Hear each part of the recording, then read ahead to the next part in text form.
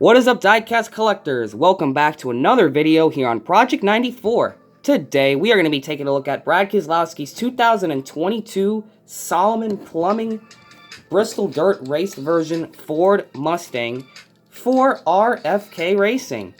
And this is a fairly interesting diecast considering the fact of how it came to be. This car, I looked at this car and thought it was the standard finish when I saw the renders of this car and of course the shipment report. I completely and totally thought that this would be the standardized finish. Little did I know that this car actually was a raced version of the car. Brad Keselowski finished in 11th place with this car, and that's interesting. They're starting to make race versions of cars that didn't even win. Like the Chase Elliott car they actually made two 164s of it this year, and then one last year, the Chase Elliott car.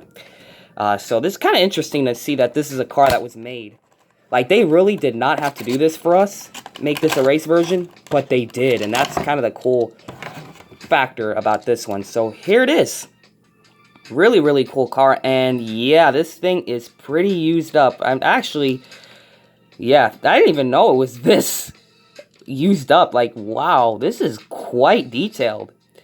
Yeah, they did not have to do this for us, and they did. So I guess props to Lionel Racing. I would have liked to have the clean version, but I think it's a little bit too late to ask for that now. I mean, look at this thing.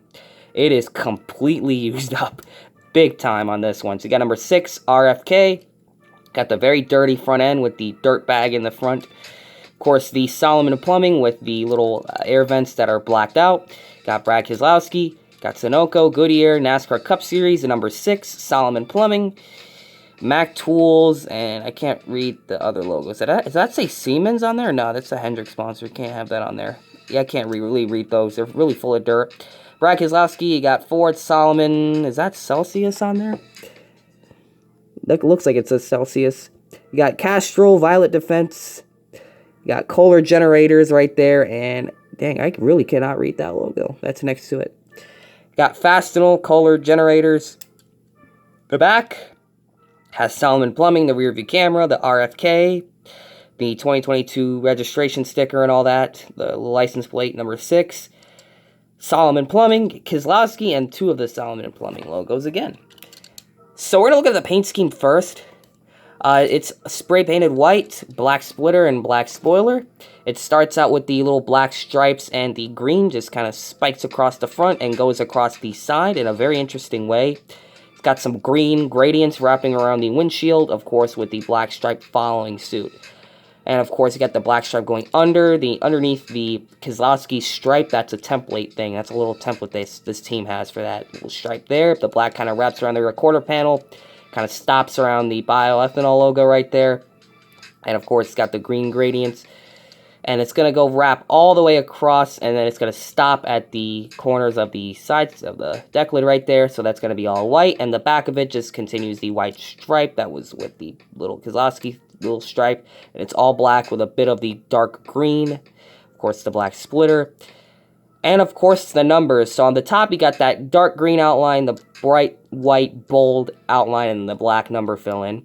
And for the chrome number, it's got the white outline, a bit of a black shadow, then another black shadow with the white outline and the chrome number fill in, which is really, really cool. It actually kind of pops out with the race version that the chrome is still on there. Now, I don't recall if this diecast is entirely accurate. I don't remember it being glossy like this. Unless it was. I don't quite recall. But this paint scheme for this diecast is gloss, so maybe this was the only gloss scheme that they ran. Although it is actually pretty nice. I do like this. Like the green, the dark green, and like the gradients of it, like a mix of it, is really, really cool to have on there. And, of course, the white just wraps across the top with the black roof rails, and that's pretty much the scheme. It is quite detailed. Like, this is a really, really nice-looking car as a normal scheme. So, if you like the scheme, you're probably going to like this diecast a lot. And now the part that everyone's been waiting for, and that is the damage of this car. And there's actually quite a bit of dust. Now, here's the front of this. It's got the little dirt bag right there in the front. It's got a lot of dirt on the front end of this thing. This thing really, really, really got dirty. So, unfortunately, stop motion makers, you're probably not going to be able to use this on any of the asphalt tracks. But you might be able to sneak it by during the Flash Racing, or whatever series you have. We have the Flash Racing Cup Series, so you may or may not see this car. I haven't decided yet if I'm going to use this or not. But you got a lot of dirt on here. Of course, the little yellow little corners of the splitter right there. It's weird how one is shorter than the other. It's probably a decal issue. I'm not really quite sure of that. But it's quite dusty out front here. I mean, look at all that dirt. It just all over the front of this car. And it actually looks good. Like, the dirt actually looks like the clay that was there. So that's really cool.